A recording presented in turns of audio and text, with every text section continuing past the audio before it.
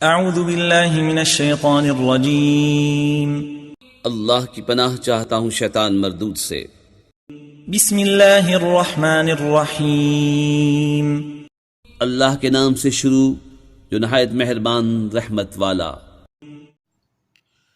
نحمدہ و نصلی علی رسول الکریم، اما بعد۔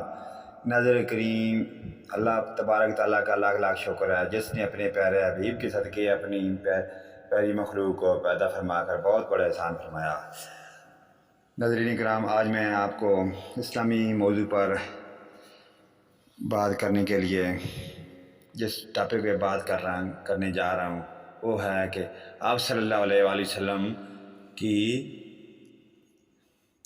زندگی کہ کس طرح آپ نے گزاری اور کیسے ان لوگوں نے آپ کو تنگ پریشان کیا، کفار کی نبی کریم صلی اللہ علیہ وآلہ وسلم کی بدسلوکیاں۔ ایک روز حضرت صلی اللہ علیہ وآلہ وسلم بیت اللہ میں نماز پڑھ رہے تھے کہ عقبہ بن ابی معیط آیا اور آتے ہی اپنی چادر اتار کر رسول پاک صلی اللہ علیہ وآلہ وسلم کے گلے مبارک میں ڈال دی اور پیج در پیج دینے شروع کر دیے۔ آپ صلی اللہ علیہ وآلہ وسلم کا دم گھٹنے لگا۔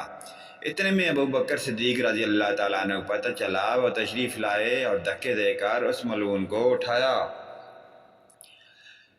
کفار نے آپ کو طرح طرح کی تکلیفیں دیں، کبھی جسم عطر پر نجاشییں ڈالتے، کبھی گلے میں پھندا ڈال کر کھینچا، گھر کے دروازے کے سامنے کانٹے بچھائے تاکہ صبح سویرے جب آپ یا آپ کے بچے باہر نکلیں تو کوئی کانٹا پاؤں میں چبھ جائے، گالیاں دیں، قتل کے منصوبے بنائے، جسم عطر کو لگلوان کیا، قید میں رکھا۔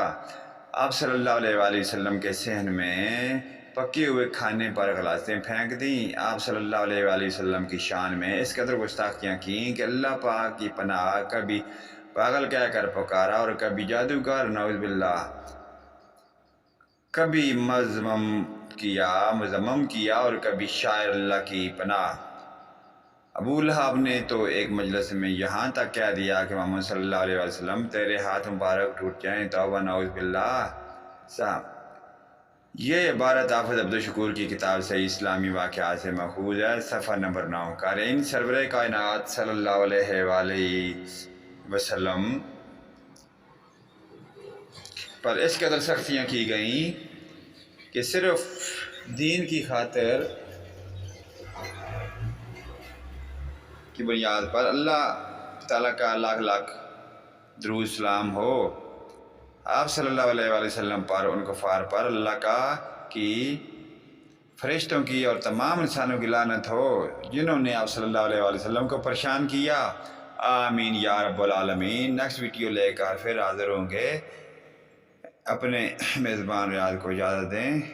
آمین ثم آمین یا رب العالمین۔ وآخرنا دعوانا ان الحمدللہ رب